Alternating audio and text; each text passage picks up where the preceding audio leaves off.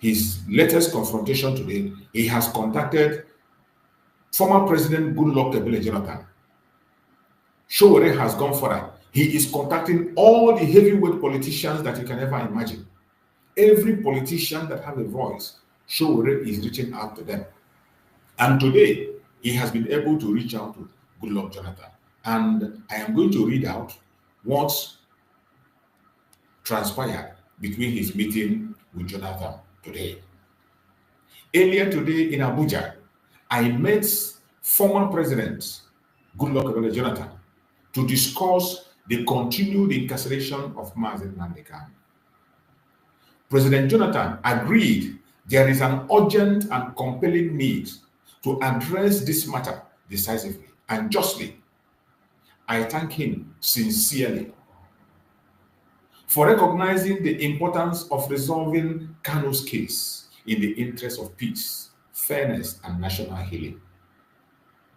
Particularly assuring was that he promised to meet official BAT, which is Tinubu, to discuss this issue as soon as possible.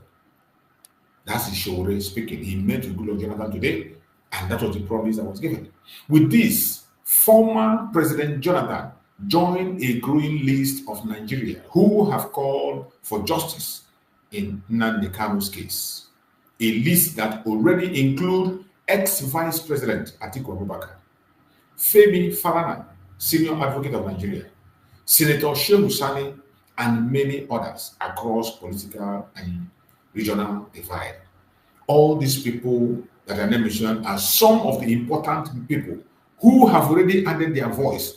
They didn't wait for anybody to consult them. They didn't wait for anybody to contact them. On their own, when they had a call made by Sowore, they responded. Former Vice President Atiku Abubakar responded. Femi Falana was interviewed and he gave his voice. Senator Shehu Sani also gave his voice.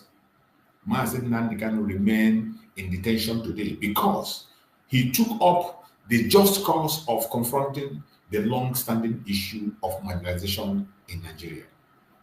Like other ethnic and regional activists whose political motivated cases have been withdrawn or dismissed, Nnamdi Kanu should also be released without further delay. I once again call on all political, cultural, ethnic, regional leaders across Nigeria to join this noble cause. In particular, I invite my brothers and sisters from the Southeast. Sowore is now begging people from the Southeast. You can imagine. Sowore is writing and begging people in the Southeast to come out. You can see the name I mentioned that people have given their voice. None of them is from Igbo land. None of them is an Igbo person. The people that their name were mentioned here, who on their own willingly gave their voice. But look at Sowore begging these ones. Peter Obi, Soludo, Alexoti, Francis Nwifuru, Peter Mba, Hope Uzodinma, Obi Ezekwesili. You can imagine, these are people that always carry things on their shoulder. When they talk about one Nigeria, they'll be the front, but their own brother, a call to march to Abuja for his freedom is bed. None of them have responded. John Mbata of Ohaneze, Igbo, worldwide, as well as Nigerians of conscience everywhere, to lend their voices to the call for justice, freedom. Nnamdi Kanu should be set free. And I remain firmly committed to the peaceful mobilization of justice and freedom in this matter. You can imagine. Look at Obi Ezekwesili. Obi Ezekwesili was the one that went and stood for Natasha. In Natasha's case, Obi Ezekwesili was in the front line. But look at, since Mazi Nnamdi Kanu detention started, has you ever heard the voice of Obi Ezekwesili? Have you ever heard the voice of Obi Ezekwesili? Chibok guess she was there. Except those ones that are politically motivated, except those moves that will make them happy as politicians, they will never ever have their voice. You can imagine. Today, Sowore is the one begging them. Sowore is the person today that is begging all of them to come out. You can imagine. You can imagine. Sowore is the one today begging them to come out. He has been able to meet people and others added their voice. Look at this idiot. Look at this one. The one they call himself Orji Uzor Kalu. Orji Uzor Kalu, look at what he said. When Orji Uzor Kalu was approached, Orji Uzor Kalu said, I can't comment on Nnamdi Kanu detention without knowing Tinubu or court position, says Senator Orji Kalu. You can imagine. Senator Orji Uzor Kalu, from the same place with Mazi Nnamdi Kanu. When Senator Orji Uzor Kalu was approached, look at what he said. I can't comment on Nnamdi Kanu's detention without knowing Tinubu or court position, says Senator Orji Uzor Kalu. So you must hear Tinubu. He said until Tinubu take a decision, he cannot say anything. Until the court decide, he cannot say anything. But people from other regions, from other tribes, are adding their voice, including ex-presidents. They are speaking and saying it is time to let go of our Mazi Nnamdi Kanu. But look at an idiot. Look at this vulture. Look at this vulture. He was called. This vulture was called. Other people had the information and they came out. Vice President Atiku Abubakar gave his voice. Shehu Sani from the north gave his voice. These are people from the northern part of Nigeria. These are Northerners. You can imagine, these are Northerners. But people from Biafra land, none of them has been able to come out boldly. Except for the senator from Mazi Nnamdi Kanu, that is representing Mazi Nnamdi Kanu, who has volunteered to come out. And we heard that Abaribe also gave a voice. And there was Rike. Every other person is silent. The same Ohaneze Ndohi Nandama that we have forward in first of all congratulating Nigeria. They were the first to congratulate Nigeria for the detention of our Prime Minister Mazi Nnamdi. They gave money to kidnap Mazi Nnamdi. They sponsored this Ohaneze. We are part of those who sponsored the kidnap of Mazi Nnamdi from Kenya. They were part of those who proscribed IPOB. The genesis of the problem today is Ohaneze Ndoshitanda. And at this point in time, even when Sowore wrote their name one after another, calling them out, he has to be calling them out. Come, let us go to Aso Rock. Let us march to Aso Rock and demand the release of Mazi Nnamdi Kanu. Enough is enough. Every other region is buying the idea. But look at somebody from Mazi Nnamdi Kanu, please. A vulture. If you are looking for the problem and those who are problems in our land, it is someone like this idiot, Orji Uzor Kalu. What has Mazi Nnamdi Kanu done to Orji Uzor Kalu? What has Mazi Nnamdi Kanu done? This is Orji Uzor Kalu who was crying when they denied him the Senate president. They denied him Senate president and he was crying and saying some of us are sacrificing this in Nigeria. These are the bunch of idiots that they used to hold us captive. These are people. You see why I love this protest? This protest is going to expose so many things. It's already exposing so many things. You know, when we come and say that the politicians in Biafra land are evil, they are evil. Not voted by the people, not supported. They have lost legitimacy in Biafra country. These are evil. They are the real people working with the caliphate. They are the real people working for the colonial masters. The Igbo politicians, the Igbo elites, Ohaneze Ndohi Nandama. These are instruments of the West. Every single one of them. You can imagine. Orji Uzor Kalu did not make a call. Sowore made a call and he was approached. He said, I can't comment on Nnamdi Kanu detention without knowing Tinubu's or court position. What else do you want to hear? What else are you expecting to hear for you to know those who are holding Mazi Nnamdi Kanu captive? For you to know those who are making sure that Mazi Nnamdi Kanu did not come out. I tell you, every single one of them that is standing on the Mazi Nnamdi Kanu, planning his downfall and his death, every single one of you will die before Mazi Nnamdi Kanu. Oju Kanu will go down. This was an idiot. The Mazi Nnamdi Kanu stood for him when they jailed him. When they took him to detain him, Mazi Nnamdi Kanu was speaking for this idiot. Mazi Nnamdi Kanu was fighting for this idiot. Even Mazi Simon Eba was fighting for this clown, this buffoon.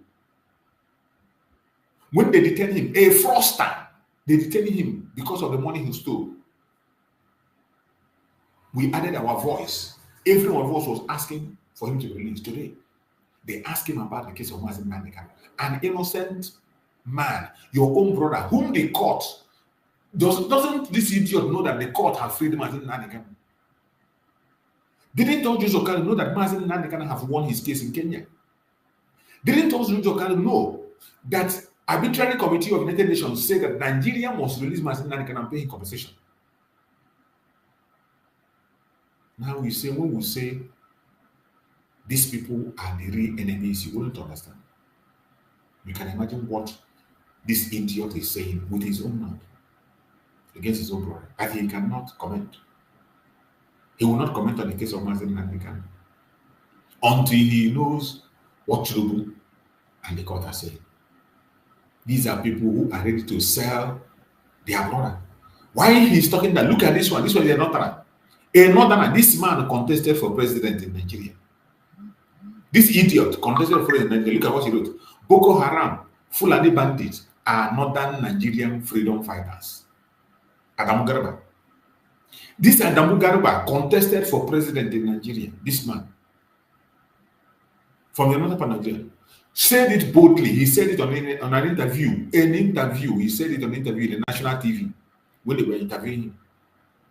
On a national news, Boko Haram and Fulani bandits are northern Nigeria freedom fighters.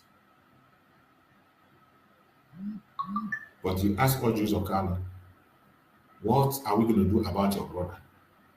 And he says nothing. He says he can't comment. He says he can't comment. This is an idiot. The Mazi Nnamdi Kanu know him very well. A criminal. A criminal. These are the people who are going to Aso Rock every day to make sure that our Mazi Nnamdi Kanu is not released. But I bet you, no matter what they do, no matter how they try, they will never ever succeed. We shall defeat them, hands down. Biafra will definitely defeat this bunch of idiots. So wherever you are, we must not keep silent. This very call for protest is a very massive one, and it is going to expose so many things. It is going to expose so many things will be exposed. So many hidden agendas will be exposed. So many things we have been ignoring, they will be exposed. They will be exposed.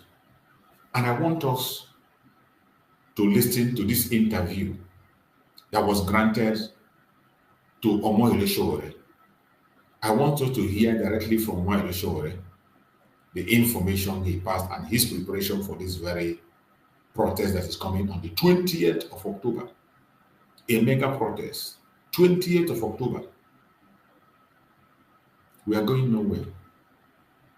We are going to be here. This is not a time to be afraid. There is nothing to fear. We must face them head on. There is nothing to fear. Every Biafra must rise up, add their voice, and continue to speak. Speak and pay attention. It doesn't matter whether they are serious or unserious, whether you like the person talking or not, it doesn't make any sense for me. Anything that will free Mazi Nnamdi Kanu, I am in for it. Even if it is the devil, I am in for it. I want Mazi Nnamdi Kanu out.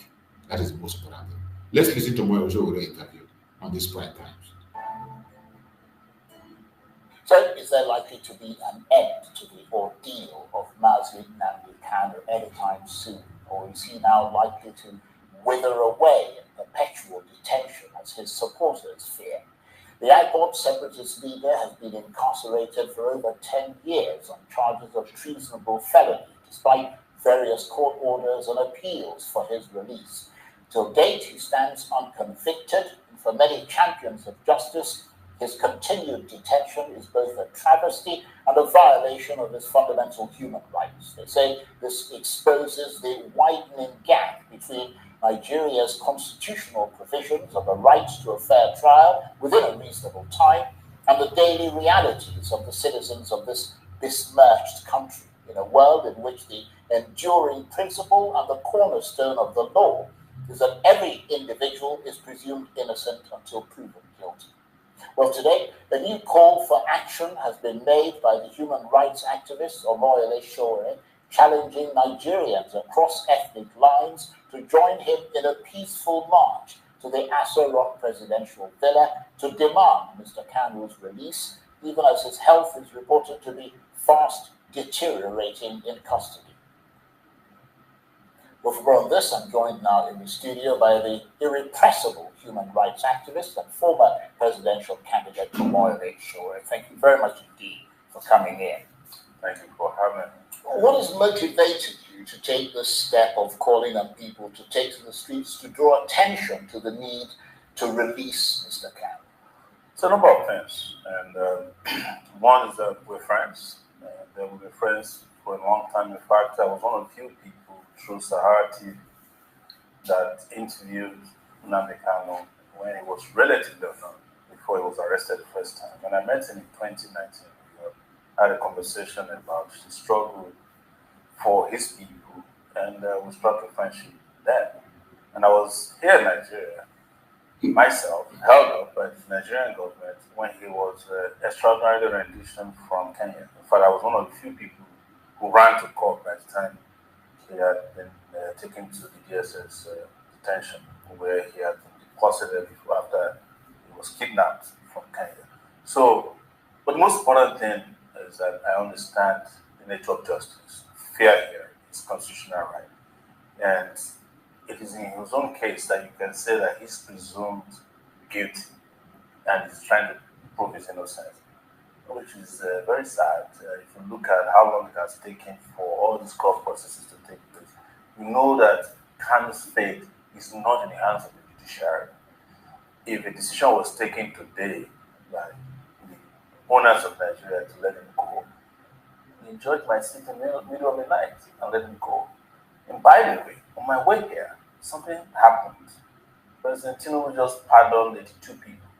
One of them was Herbert, Nnamdi Kanu, of course, Farouk, who collected bribe from Otedola, a cocaine dealer who was in prison for life, and a fraudster. So, if you can pardon this array of people and several others, I'm not asking for pardon for him, but it's time to let Nnamdi Kanu go. Is there a lot of public support for the release of Nnamdi Kanu, or is that difficult to gauge? I was unprecedented. I've been fighting for his release for a long time. I used to attend all his court trials under Buhari. I was attacked several times. Each time I went to court, I was attacked physically by the DSS, police, thugs. But this time around, I was surprised at the number of non-traditional people, you know what I mean, who are in support of. In fact, there was a poll put up by, it's not a scientific poll, by Tunde Ednon's page, who's a major Instagram influencer.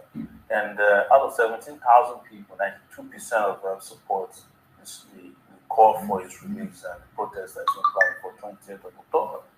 I understand you've tried to contact many leaders in the Southeast to take more public-facing action in support of Nnamdi Kanu's release. Have you been struck by their apparent lack of personal involvement and commitment to that cause? I'm not shocked, because I think on your show I once declared that Kanu's predicament, his ordeal, is as a result of some person in the Southeast who took a decision that his release would jeopardize their political career and future.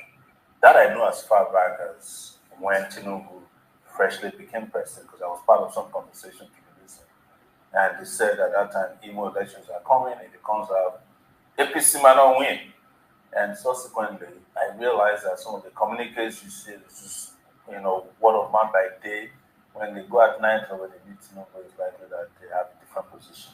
And when I started contacting them in the last 24 hours, I'm shocked. some of them that I used to be able to reach just switched off their lines. The ones that sent messages never responded. I reached out to.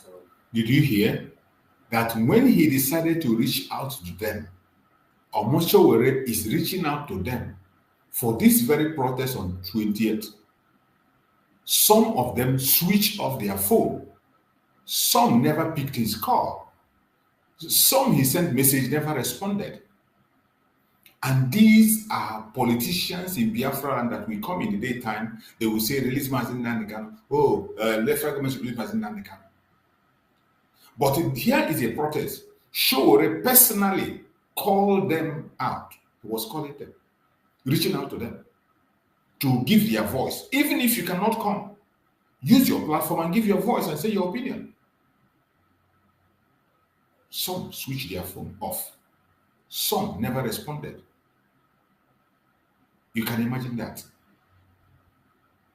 You can imagine that. I thank God that this is happening. It is going to be a wake-up call. You know, sometimes when we say that these politicians are not serious, they're not working for the release of Mazi Nnamdi Kanu, some of us don't believe. Some think we are coming here to make noise. So many of us don't believe. But it is good that when information come like this, you digest it, you begin to realize that we are not here playing. Every single thing we say here is verifiable. The only reason most of you are not taking us seriously is because we are on social media. It is because we are on social media. 95% of what we say in this platform are accurate. Accurate. You can't beat it. But some of you don't take it serious. I want you to hear Sowore. Elections are coming, it becomes APC might not win. And subsequently, I realized that some of the communications is, word of mouth by day. When they go at night or when they meet, it's likely that they have a different position. And when I started contacting them in the last 24 hours, I'm shocked. Some of them that I used to be able to reach just switched off their lines. The ones that sent messages never responded. I reached out to Soludo, who I know personally. As Charles Soludo, governor of Anambra State. They have no response to now. I reached out to Alex Oti. Alex Oti used to be a columnist for Sahara. So you can imagine Soludo that built a billboard, released Mazi Nnamdi Kanu. Sowore personally called him. He switched off his phone. I am not surprised. The same man also told us that the reason Mazi Nnamdi Kanu is not going to bring peace in Biafra land. So therefore, it is not necessary.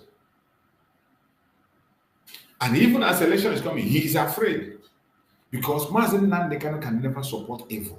He will never support evil. As evil as Soludo is, he knows that the presence of Mazi Nnamdi Kanu will mark his end. He refused to pick the call from Sowore. He also reached out to Oti, governor of Abia State. Hear him what he said. I know him personally. No response now. The only response they got was a nominal response that no, you shouldn't have dragged us the way you did. Reached out to Peter Obi, they said it's in Rome. You see? Alex Oti was saying that he should have not dragged them the way he did. That means he should have come in directly inside all this backyard door and talk to them. Alex Oti of Abia State was saying that Sowore should have not called them out the way he did. That he should have done it in another way. And that is their muchu way, that Mazi Nnamdi Kanu will be in detention forever without anybody hearing. They will come and make a speech. Any day they want to make a rally, they use his name, they use his speech of campaign, and they continue what they are doing. That's Sowore should have not called them out. Oti is saying this. And tomorrow you see him tell you, Mazi Nnamdi Kanu will definitely be released. He is doing nothing. Governor Oti of Abia State is doing absolutely nothing. If he is doing something, he's supposed to be happy that Sowore made this call. In fact, I was expecting him to be the first person to agree, the first person to align himself and give a voice. But it is about them and their political career. Alex Oti was threatening Sowore that why would he make it public? He should have not gone to the way he's going. He should have met them in them. You can imagine. But I sent the message that you can behave as Romans do too. Just be part of this. But some have been encouraging Senator Barry. I reached out. P2B never gave a word. He was even advising P2B to just do like just pretend and send the message out. Even if you don't come, just pretend and send the message out like others are sending. He did nothing. He did nothing.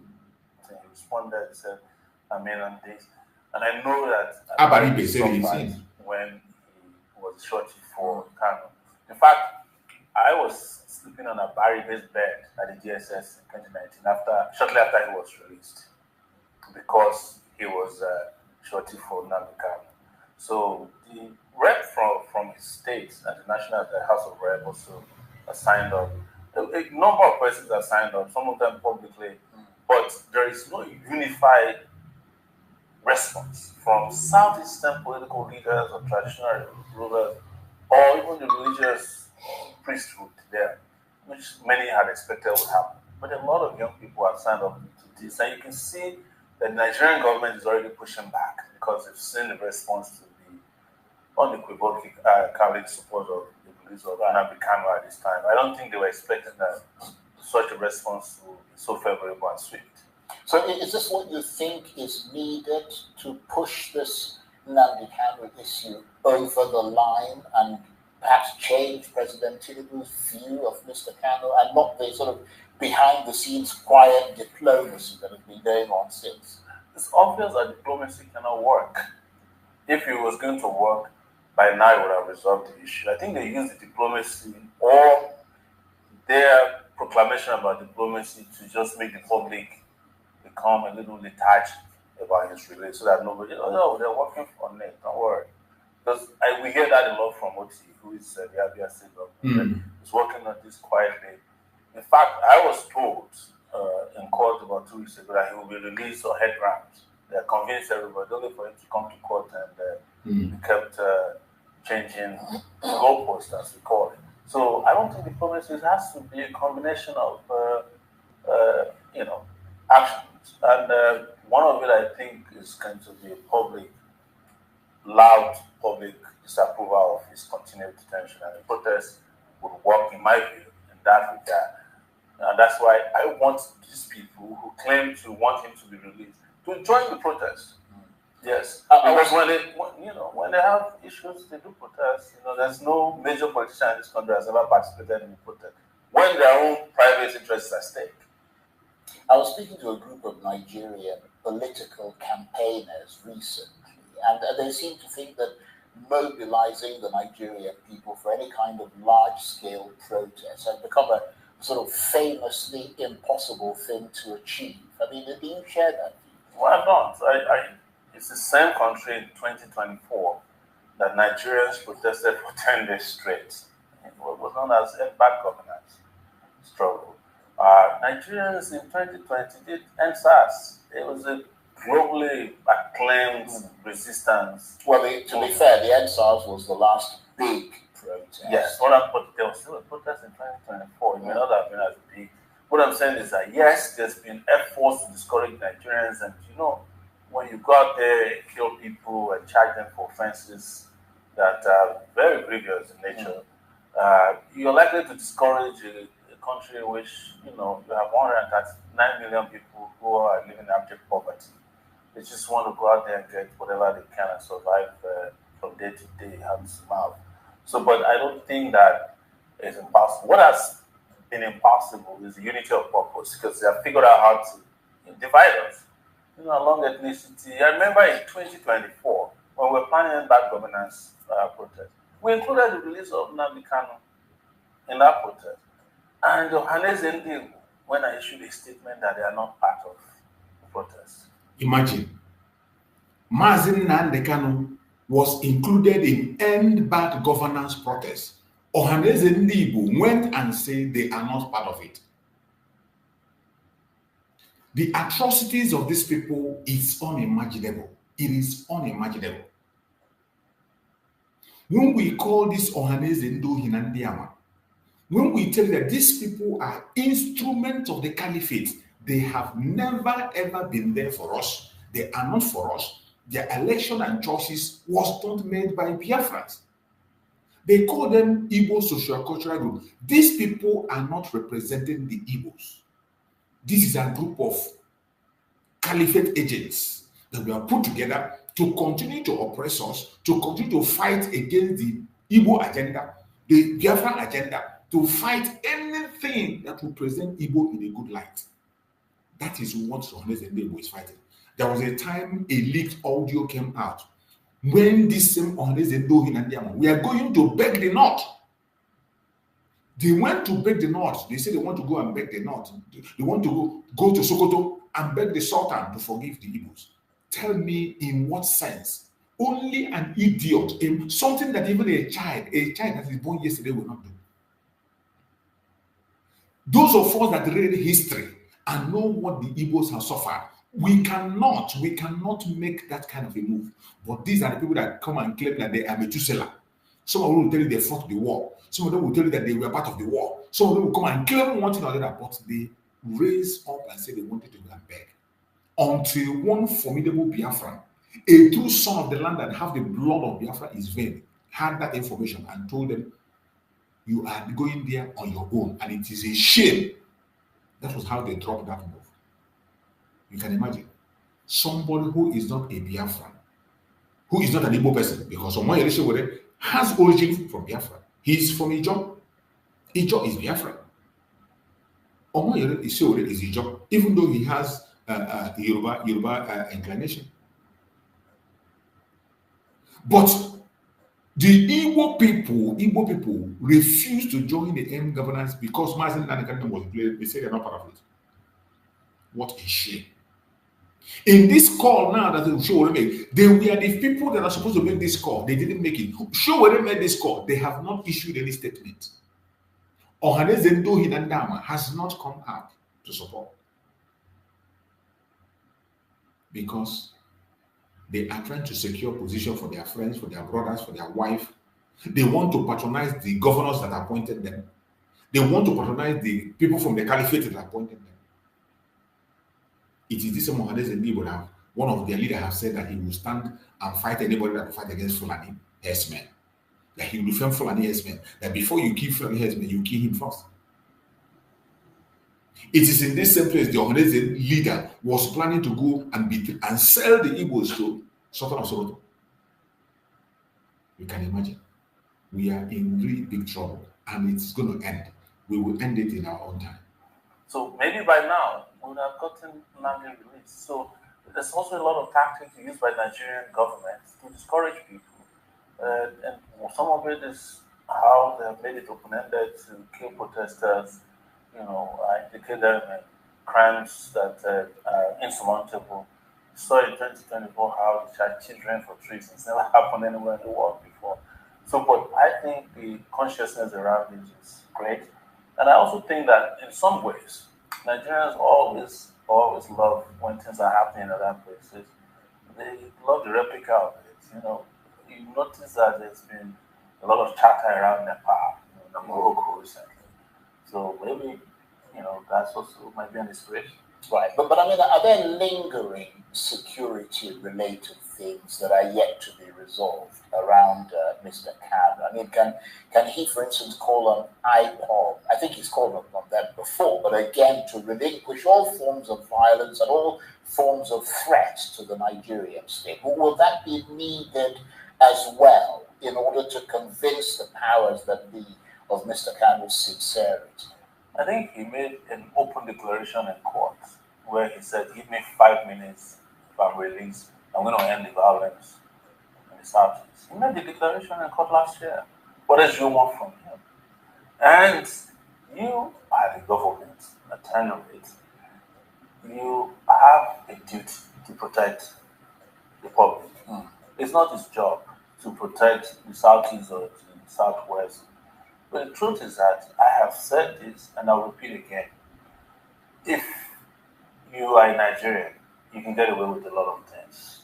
But if you are Igbo, Nigerian, you can't get get away with a lot of things. Yes, but you're not getting away. odds You're are not getting away with much. Huh? yeah, but the odds are stacked against Yeah. you because you're coming with zero, and they'll do to you. I mean, it was in this country that there's a Yoruba nation movement. They even went and hijacked a radio station last year. Did you hear of any trial? Did you hear of any arrests? I'm not using that. I'm not saying that should not be the case, but we must tell ourselves the truth. That it just doesn't look good that the Igbos are marginalized in every sector, including in the justice sector. To get a trial wrapped up in 10 years is also difficult to do, especially when you claim that you have evidence that this person has committed these previous crimes. Imagine. Nothing has been done. No, there's nobody who's been presented as a witness. The only witness that was presented in his case did not accuse him of any crime. He didn't say he found a gun on him or he was importing ammunition or weapons or had a grenade. He just said, well, he was making declaration that he wants Biafra. And I've checked the Nigerian Constitution, 1999 Constitution. There's nowhere it is stated that it's a crime to say that you want Biafra. Yeah, well, I mean, you do have to, and not to sort of qualify what you're saying, but I mean, the person asking for a Yoruba nation is quite different from the Biafra issue, because Biafra, actually, there was a war in this country. That's exactly what I'm telling you, that the laws are stacked against you. That lasted quite some time. So in that context, and in that very narrow context, anything that appears to inflame that concept of bringing back the memories of the war and all the things that happened and in a sense threatening this country is something that raises the hackles of people. But let me ask you this: I mean, you yourself have become a sort of master of the protests, if that can be described in polite terms. I mean, is that because you believe that over the years, over the decades, the mood of the times in this country has been politically dark and is getting darker? Yes, I have always stated that every president in Nigeria is worse than the last one. When Buhari left, everybody said this is going to be the worst. And after Buhari left, did you hear that? Every current president of Nigeria, every next president of Nigeria will always be worse than the last. You see, hate Sowore, like Sowore, he knows the truth. And he speaks it even though he doesn't speak the way we do. Being that he is a politician, being that he is in the system, trying to see what he can be able to do, he knows himself that it will not work. He knows. But in order to be in a safe side, because sometimes some people believe that they have to be alive to fight this cause. But some of us we that are Biafrans, we know we have nothing to lose. There is nothing to lose anymore. We have faced death. We have faced extermination. We have faced war. There is nowhere to run to. We must push back. And that is why we stand there. When you see Sowore speak certain times, you know that he is saying exactly what we are saying, but on different angle. Look at him saying it. Even though he is contending for presidency, he's telling you that every new president you have in Nigeria is always worse than the previous one. Even though he is contesting for president, he is saying that any new president in Nigeria will be worse than the past. You can't imagine that somebody will be worse than Muhammadu Buhari. And I bet you, whoever comes after this man you are seeing, this drug baron, anybody that steps in after him will be worse than him. You see why we say the only solution is disintegration of the zoo. Go your separate ways.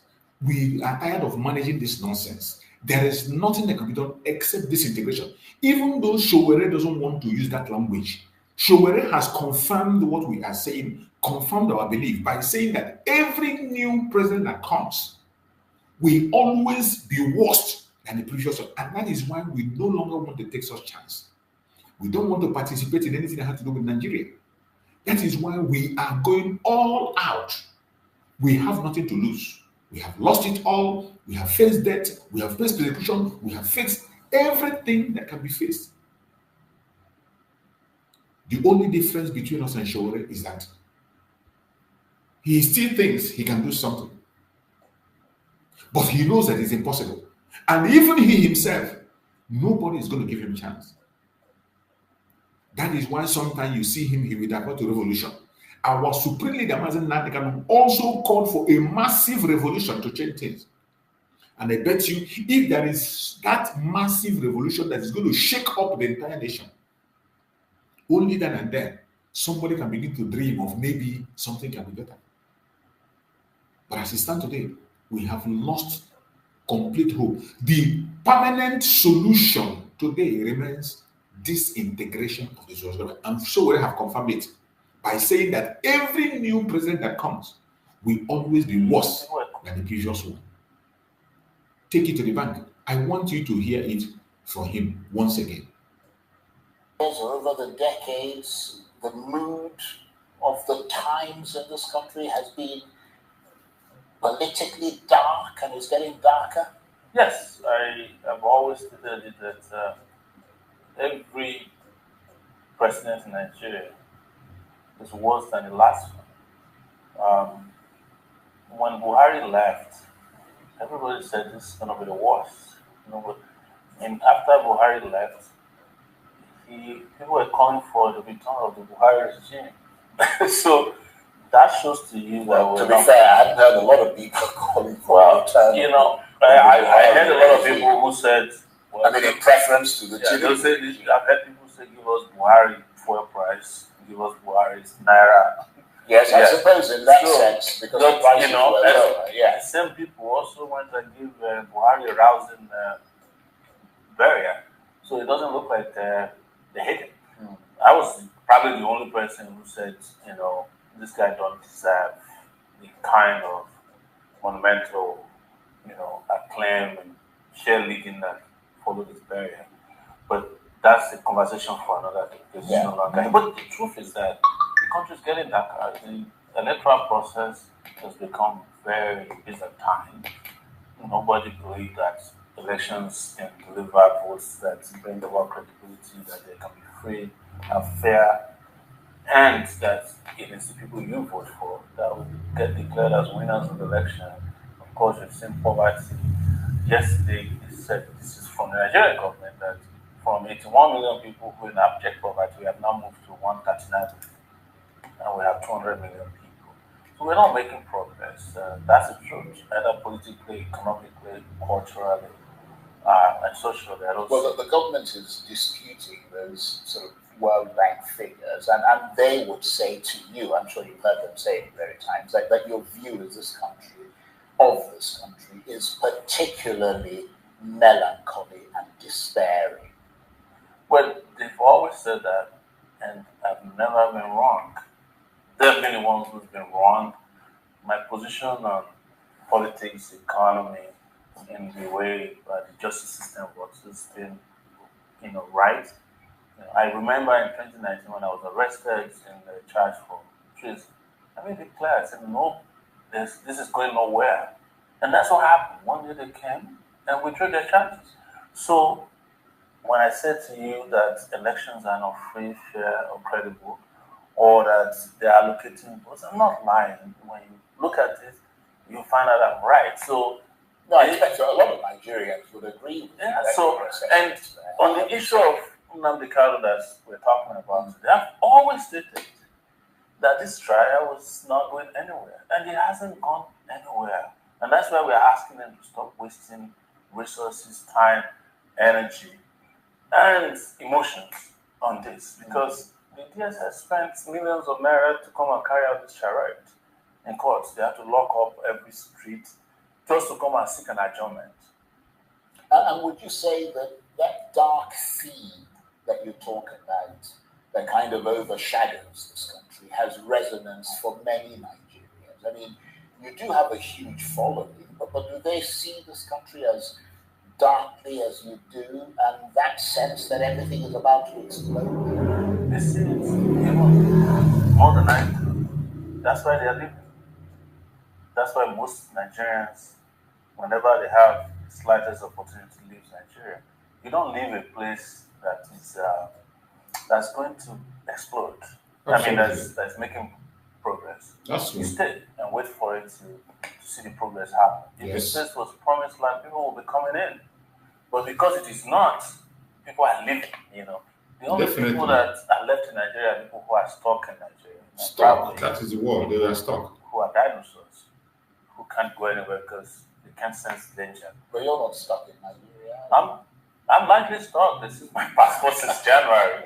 But even if my passport was not seized, I'll be here. You know, that's a decision I took a long time ago. Even though I have the right to move freely around the world, that I'm done with being, you know, having a career in being, you know, an exile, you know, being another person's country.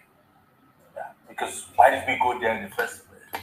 We travel 12,000 miles just to go and drink drinkable water in America, enjoy electricity, drive on good roads, get good jobs, send our children to school. That's why we all leave this place. If we have that over here, nobody will be a second class citizen in the UK or anywhere in Europe. Those are the basic reasons why we leave this place. We go and seek hospitals and work. We go and drive on roads that don't kill people.